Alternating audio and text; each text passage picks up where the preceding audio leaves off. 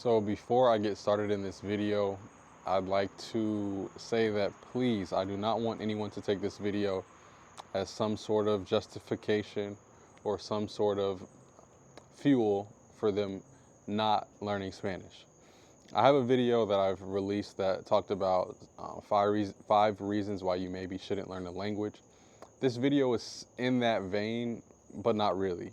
Essentially, in this video, I want to talk about 5 negative aspects or negative components of the language learning process, getting to the point of fluency in Spanish. I was reflecting a couple of days ago on just how, as of late, just because of some major life circumstances, I have not really been interacting with the Spanish language like I normally do. Sure, I send my friends WhatsApp messages every now and then, but in terms of consistently engaging with the language outside of my phone, I have not done that. And it made me think about some of the negative components of learning Spanish that I experienced, and I have experienced, and that I, to an extent, still experience 4.5 years after learning this beautiful language.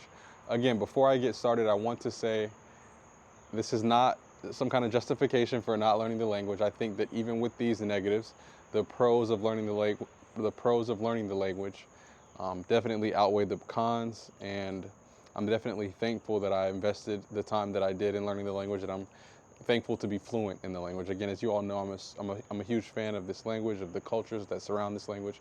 Everything Spanish and language learning I'm a fan of. But I just wanted to highlight some of these negative aspects of learning Spanish, particularly as you're progressing towards what some would call fluency.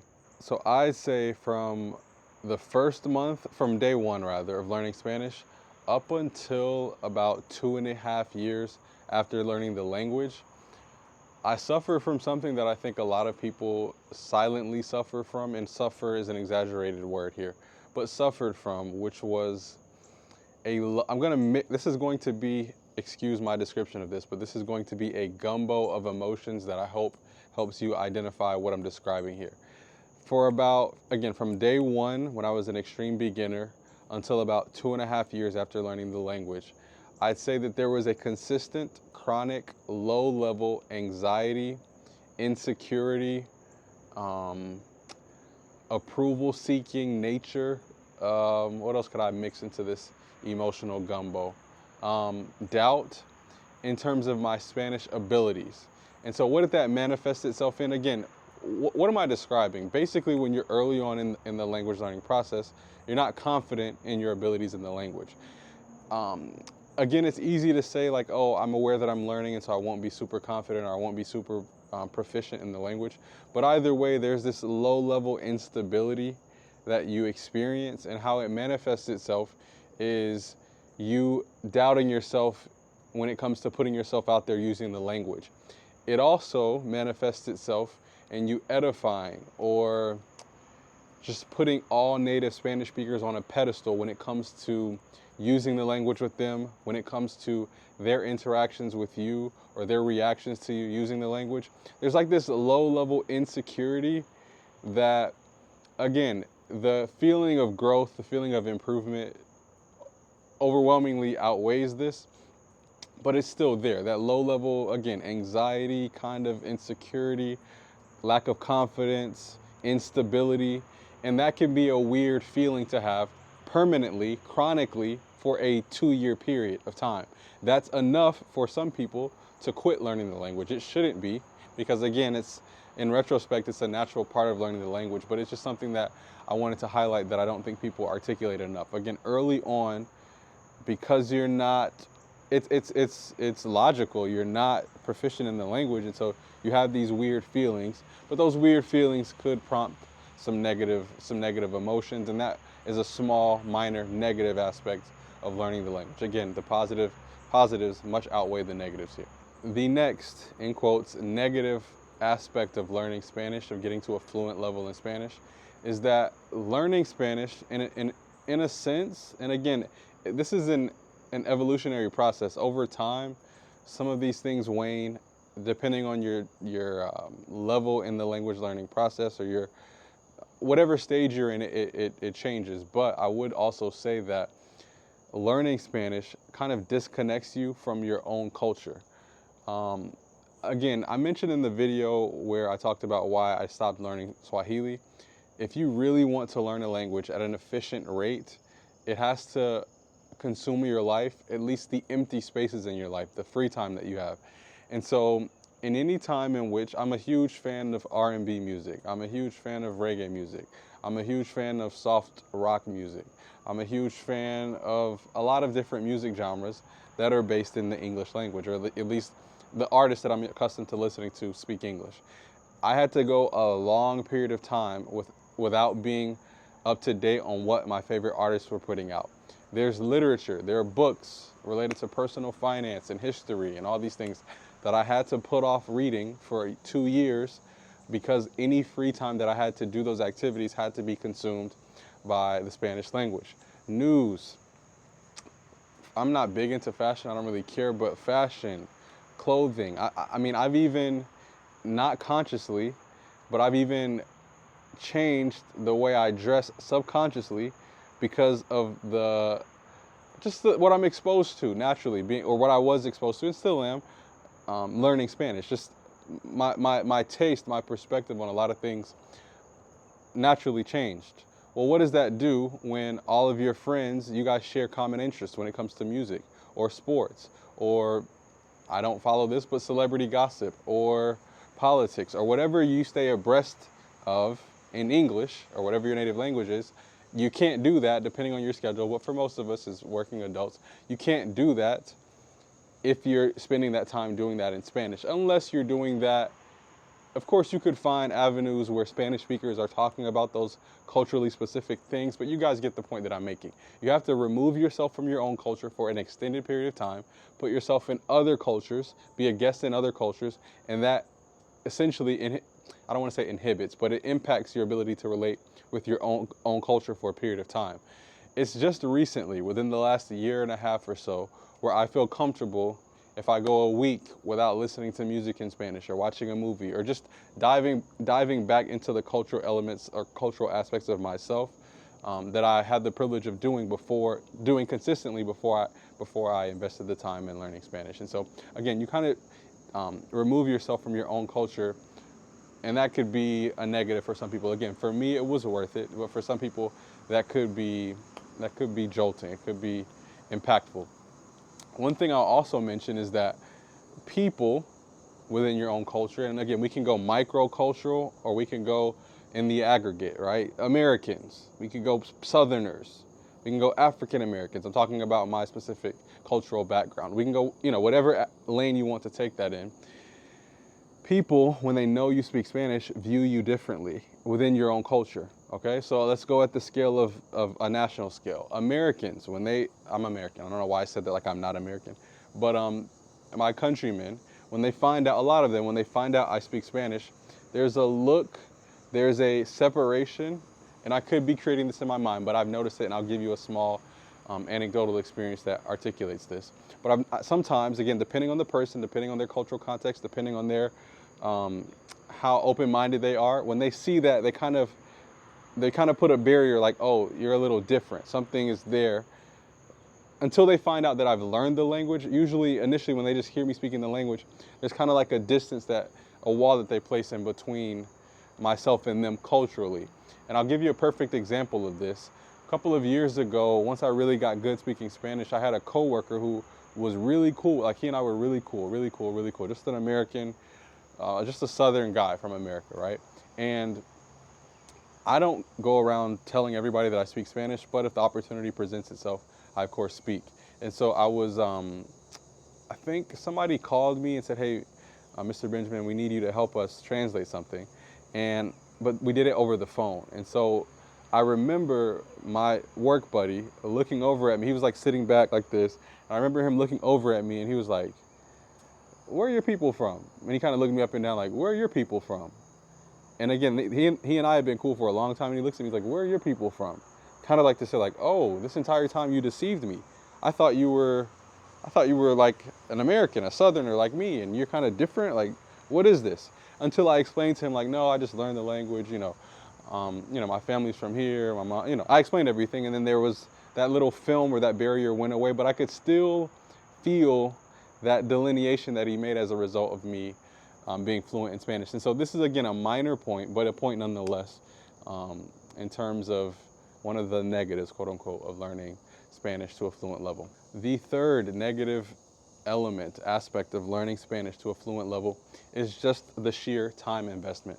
I'm not going to spend a lot of time on this because this point piggybacks off the last point, and it also piggybacks off of a point that I mentioned in my previous video. And this video kind of mirrors that video about why you maybe shouldn't learn another language.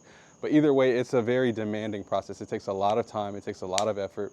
And I don't mean a lot of time of just like arduous, is that the word, arduous? I can't say that word. Long hours, basically, sitting in front of your computer screen, slogging away. Again, I'm not sure if these are actual words in English, I don't know.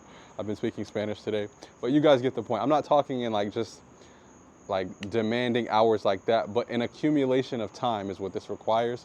And that, again, takes away from time that you can invest in other things in your life. We have a limited amount of time on this planet, and so that is a negative. Again, for me personally, the time that I've invested and that I still continue to invest is 100% worth it. To me, it's a great investment in time and your time, but some of you may disagree. And so that's another negative. It takes a lot of time from your life. So I have to preface this fourth point with a request. I'm begging you all, please do not cancel me for highlighting number 4. Please do not cancel me for highlighting what I'm about to highlight on point number 4. One of the negative aspects of learning Spanish to a fluent level and really getting ingratiated with the different cultures surrounded by this language is you get exposed to the negative elements of a language. I'm going to make a point here that'll hopefully soften what I eventually mention here, but I have some friends maybe, or I have a cousin who just went to Japan, okay? And I know a lot of people that are fascinated by Japanese culture, and they view Japanese culture as a panacea, as the perfect ideal society. But if you ask a Japanese person, or if you watch Japanese YouTubers, there are Japanese people that complain about their society, about their culture, about different aspects of their culture. And so from the outside looking in, if you're not fully ingratiated into something, you tend to idealize it, okay? The same could be said about my own culture in the opposite direction. I'm thinking in Spanish, al revés, but in the opposite direction, in the same vein rather. I've seen videos of, like, I'm going back to Japan for some reason, but I've seen Japanese street interviews where Japanese people are like, oh, I love American culture. America seems like a paradise for me. Again, even going at the micro level, I've seen Japanese people imitating African American culture and imitating things that they've seen in Atlanta, right? And what they don't know is there are negatives about being American. There are negatives about being African American. I still love being American. I still love being African American, my cultural heritage, I love it. But my point is, we're unaware of the true, you know, the iceberg analogy, right? You can only see what, 1/4 of the iceberg when you look at it from the, at the top of the surface of the water. The same thing applies to different cultures. And so I'm running out of daylight here, so I'm going to talk a little fast. There are some aspects or some things that you find out about these cultures that you engage with as you learn the language that are not necessarily favorable. I am in no position, again, please do not cancel me. I'm going to mention some things, please do not cancel me. I'm in no position to judge. I'm a guest. Soy un invitado en la cultura latina. Yo no puedo opinar realmente de nada porque no tengo derecho de hacerlo. Nada más son cosas, ni siquiera diría preocupantes, o sea, delicadas, digamos, cosas delicadas. I'm talking in Spanish. But yeah, I'm in no position to judge or to, I'm thinking in Spanish. I'm in no position to judge. I just like to share some things that I've found maybe that could be like, oh, this is unfortunate. Like, I wish this wasn't there. I wish this wasn't such a thing. I don't know. Again, I'm in no place to judge. It's just I don't even want to say they don't sit well with me. It's just they're interesting. So I just wrote some things, right? And again, some of the things you guys will find out, I'm not going to go into depth with everything. And some of these things I'm not going to even explain. I'll just mention them, okay? When you find out, again, these are not widespread. Also, let me say this. Again, I'm being very delicate with this because I can get canceled for stuff like this. I'm exaggerating. Nobody's going to cancel me out. Who am I? But I'm just saying these are things that somebody could be like, why are you talking about that on the internet? Why are you even mentioning that?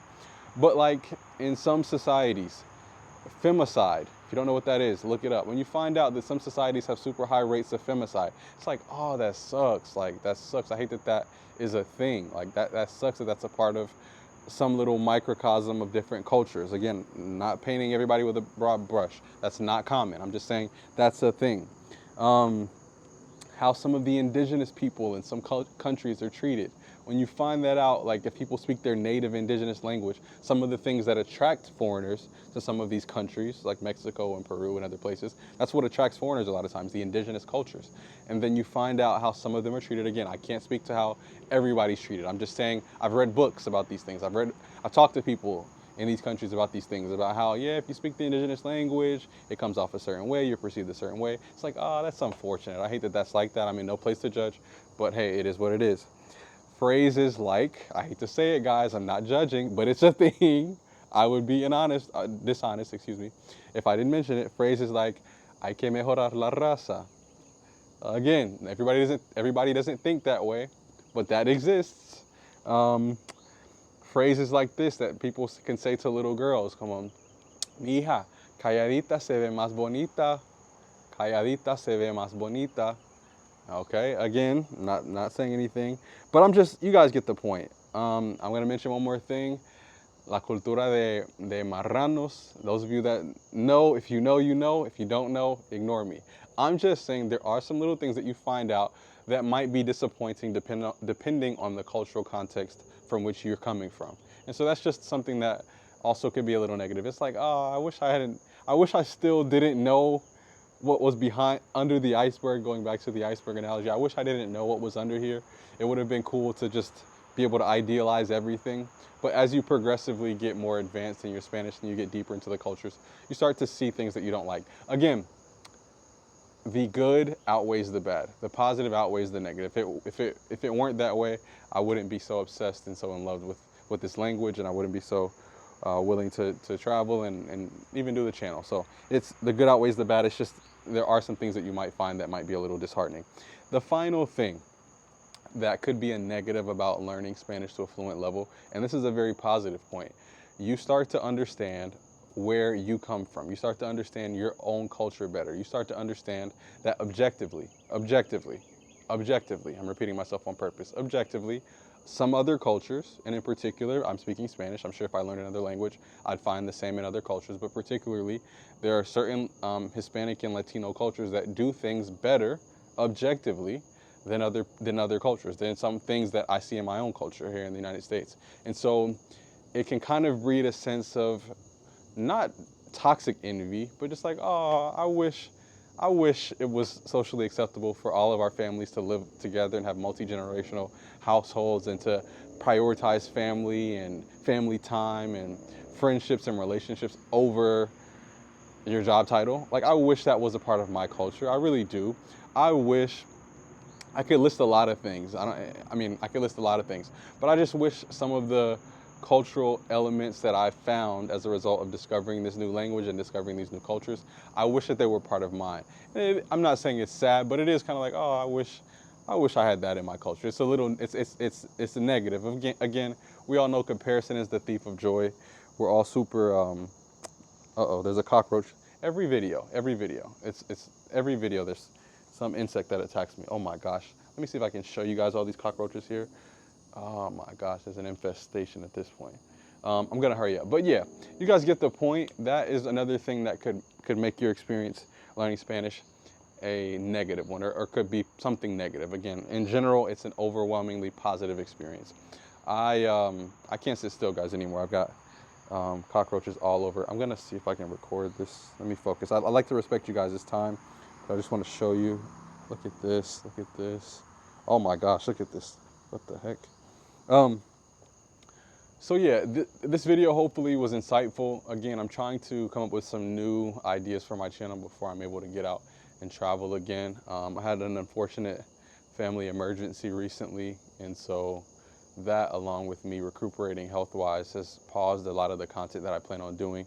But again, guys, I know some of you at this point, and I just want to say this, I know some of you are like, Mike, you're not a man of your word, man. Like, you said you were going to be traveling, you bought this new camera, you said all this stuff. Guys, I can't control life circumstances. I can't control the hands that I'm dealt. I can't control that I was poisoned by carbon monoxide. I can't control deaths in my family. I can't control things like that. It's just life, you know what I mean? And so I'm going to get out and get some good content for you guys once everything gets settled, once I'm 100%, and once I'm in the right mental space to do so. But long story short, I'll be going to Costa Rica hopefully in September, and then I finish graduate school on August 12th. And after that, as some kind of celebration, I plan on doing un recorrido por Latinoamérica, like a little tour of Latin America to some Caribbean countries and some other things. But again, at this point, I don't know what life's gonna throw me at this point. So hopefully, God willing, fingers crossed, I'm able to do all those things. I appreciate you guys as always. I plan on going live very soon, so I hope to see as many of you that can join there very soon. Siempre les digo que los aprecio bastante. Realmente este canal me ha ayudado bastante en unas cosas que están pasando en la vida mía. Entonces, muchísimas gracias como siempre por ver y hasta la próxima. Chao.